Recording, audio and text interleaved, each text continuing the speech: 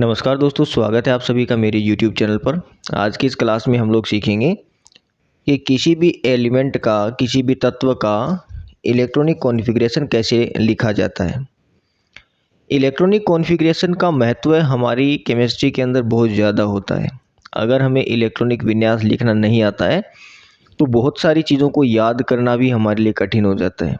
चलिए, सबसे पहले तो हम लोग ये जान लेते हैं कि इलेक्ट्रॉनिक विन्यास लिखते कैसे हैं। उसके बाद में अगले वीडियो में हम लोग इसके बारे में बहुत सारी चीज़ें जानेंगे कि कौन कौन सी वो चीज़ें हैं जो इलेक्ट्रॉनिक विन्यास हमें पता होने के बाद हम उनको याद करने की ज़रूरत नहीं है, वो हमें अपने आप पता हो जाएगी। ठीक है, वो किसी और वीडियो में देखेंगे। आज की इस क्लास में हम लोग खाली इतना देखेंगे कि किसी भी एलिमेंट का इलेक्ट्रॉनिक विन्यास कैसे लिखा जाता है। ठीक है, तो इलेक्ट्रॉनिक विन्यास लिखने के लिए सबसे पहले हमें ज़रूरी होता है कि उस पर्टिकुलर एलिमेंट का, उस तत्व का हमें परमाणु क्रमांक पता होना चाहिए। ठीक है, अगर हमें इलेक्ट्रॉनिक विन्यास पता है तो उससे हम परमाणु क्रमांक निकाल सकते हैं, और अगर हमें परमाणु क्रमांक पता है तो उससे हम लोग इलेक्ट्रॉनिक विन्यास लिख सकते हैं। ठीक है, तो परमाणु क्रमांक हमें पता होना चाहिए। यहाँ पे मैं 1 से लेकर के ऐसे 2, 3, 4 पीरियोडिक टेबल में जितने भी एलिमेंट हैं उनका परमाणु क्रमांक अगर आपको पता है तो उससे आप निकाल सकते हो, इलेक्ट्रॉनिक विन्यास लिख सकते हो। ठीक है, तो पहली चीज़ हमें क्या करना है, परमाणु क्रमांक पता होना चाहिए। दूसरी इम्पोर्टेंट चीज़ ये है कि जितने भी एलिमेंट्स का हम लोग इलेक्ट्रॉनिक विन्यास लिखेंगे उन्हें हम उदासीन मानेंगे। ठीक है, उदासीन उनको हमें मानना है। उदासीन क्यों मानना है?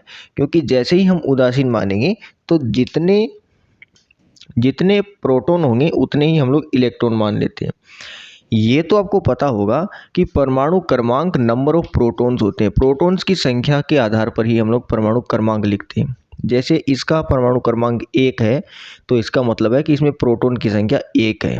इसका अगर 6 है तो इसका मतलब है कि इसमें प्रोटॉन की संख्या 6 है। ठीक है, प्रोटॉन की संख्या के आधार पर हम लोग परमाणु क्रमांक देते हैं। अगर इसको उदासीन मानेंगे तो जितने प्रोटॉन होंगे उतने ही हम लोग इलेक्ट्रॉन मान लेंगे। ठीक है, तो यही प्रोटॉन की संख्या मानेंगे और यही इलेक्ट्रॉन की संख्या हमें माननी है। दो बात हो गई, परमाणु क्रमांक पता होना चाहिए और इसको हम लोग उदासीन मान के ही उसका इलेक्ट्रॉनिक विन्यास लिखेंगे। उसके ऊपर कोई चार्ज हम मानते ही नहीं है क्यों है। उसके बाद में आते हैं ये SPDF। ठीक है, कब S आएगा, कब P आएगा, कब D आएगा, कब F आएगा, ये कब कब आएंगे इसके लिए देखिए मैं आपको एक सूत्र दे रहा हूँ, एक फॉर्मूला आपको दे रहा हूँ और उसको आपको याद रखना है। फॉर्मूला है, सबसे पहले NS में इलेक्ट्रॉन हमें भरनी है। ठीक है, NS में इलेक्ट्रॉन भरने हैं। उसके बाद में हमें N-2 F में इलेक्ट्रॉन भरनी है। उसके बाद में N-1 D में इलेक्ट्रॉन भरने हैं और उसके बाद में N-P में इलेक्ट्रॉन हमें भरने होते हैं। ठीक है, S में मैक्सिमम हम 2 इलेक्ट्रॉन भर सकते हैं और F में मैक्सिमम 14 इलेक्ट्रॉन भर सकते हैं।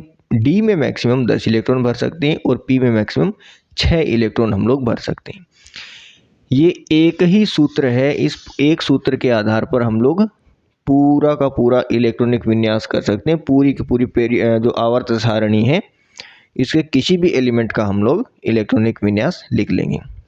जैसे मैं 1 की बात करूं, और एक छोटी सी चीज़ और आपको याद रखनी है, N 1 से शुरू हो जाएगा, ये याद रखना, N 1 से शुरू हो जाएगा, P 2 से शुरू हो जाएगा, D 3 से शुरू होगा और F 4 से शुरू होगा। ठीक है, इससे कम अगर इसके N का मान आता है तो उसको हम लोग लेंगे नहीं, उसको छोड़ देंगे। ठीक है, अभी यहाँ पे देखिए मैं 6 से इसका इलेक्ट्रॉनिक विन्यास भर के दिखाता हूँ, क्योंकि 1 से लेकर 6 तक आऊँगा तब तक आप बोर हो जाओगे। सबसे पहले मैं 6 का इलेक्ट्रॉनिक विन्यास भर के दिखा देता हूँ ताकि ये सारे हम लोग यूज में ले सकें। सबसे पहले 1 से शुरुआत करेंगे, N का मान रखेंगे हम लोग 1, N बराबर 1 इसकी वैल्यू रखेंगे और मुझे भरने हैं 6 इलेक्ट्रॉन। तो N बराबर 1 रखूँगा तो यहाँ पे 1s आ जाएगा। ठीक है, 1s, और 1s में मैक्सिमम कितने इलेक्ट्रॉन भर सकते हैं, 2। अब 6 में से 2 भर दिए तो मेरे पास कितने बच गए, 4 बच गए, मुझे 4 और भरने हैं। अब बारी आई इसकी, N का मान अगर 1 है तो यहाँ पे N-2 करता हूँ, N 1 और 1 में से 2 माइनस करूँगा तो माइनस में वैल्यू आ जाएगी।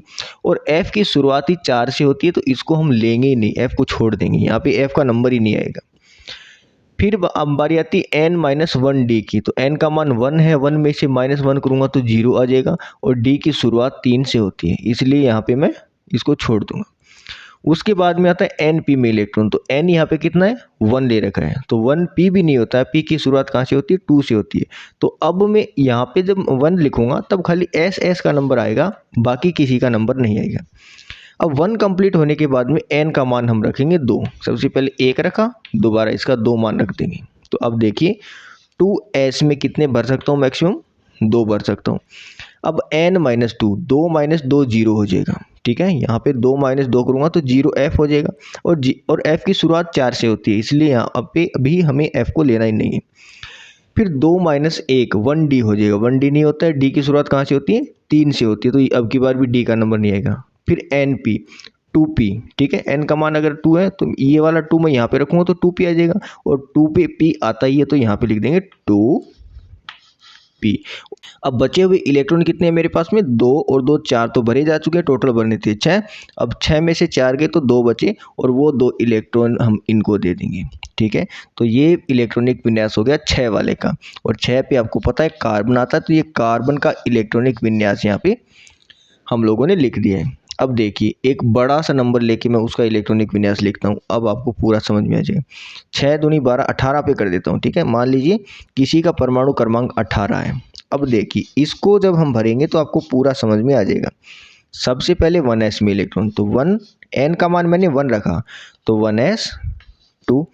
अब 1 में से 2 माइनस करूँगा तो माइनस का आएगा, और माइनस का f होता नहीं है तो इसको छोड़ देंगे। n माइनस 1 यानी कि 1 माइनस 1 करूँगा तो 0d आएगा, तो 0 भी नहीं होता है, इसको भी छोड़ देंगे। np यानी 1p भी नहीं होता है तो इसको भी छोड़ देंगे। तो 1s में खाली 1 वाली सीरीज में खाली s में इलेक्ट्रॉन भरने, कोमा लगाया। उसके बाद हम n का मान 2 रखेंगे, तो यहाँ पे 2 रखेंगे तो 2s आ गया मेरे पास में, और s में मैक्सिमम 2 इलेक्ट्रॉन भर सकते हैं।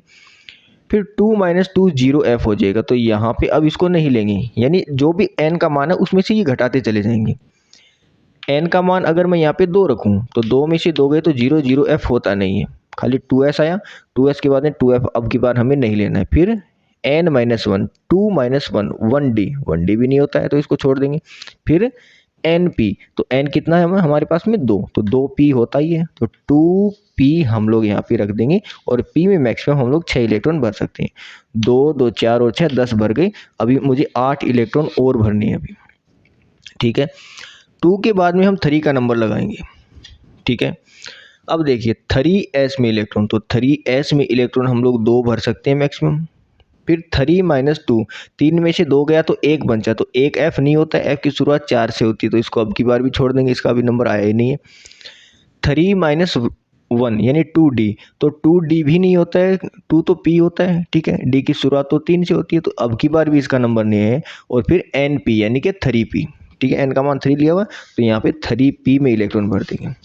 देखिए 2 और 2 4 और 6 10 और 2 12, और बाकी बच गए 6, तो 12 और 6 18। ये इलेक्ट्रॉनिक विन्यास आ गया 18 वाले का, ठीक है। इस प्रकार से हमें इलेक्ट्रॉनिक विन्यास भरने होते हैं। सबसे पहले 1 से शुरुआत करेंगे, 1s में इलेक्ट्रॉन आ जाएगा। फिर 2, 1 के बाद में फिर पूरा हो जाए तो दूसरे का नंबर लगाना है, दूसरे का पूरा हो जाए तो तीसरे का, फिर तीसरे का पूरा हो जाए तो चौथे का। इस प्रकार से हमें इलेक्ट्रॉनिक विन्यास भरना होता है। और ये आपको याद रखना है कि S 1 से शुरू हो जाएगा, P 2 से शुरू होता है, D 3 से शुरू होता है, F 4 से शुरू होता है। इस प्रकार से हमें इलेक्ट्रॉनिक विन्यास भरना होता है। आई होप इस वीडियो से आपकी थोड़ी बहुत हेल्प ज़रूर हुई होगी, और आगे भी यदि आप मेरे साथ केमिस्ट्री पढ़ना चाहते हैं तो चैनल को सब्सक्राइब करके नोटिफिकेशन बेल ज़रूर दबाना, ताकि आने वाले वीडियोज़ के नोटिफिकेशन आपको मिलते रहें।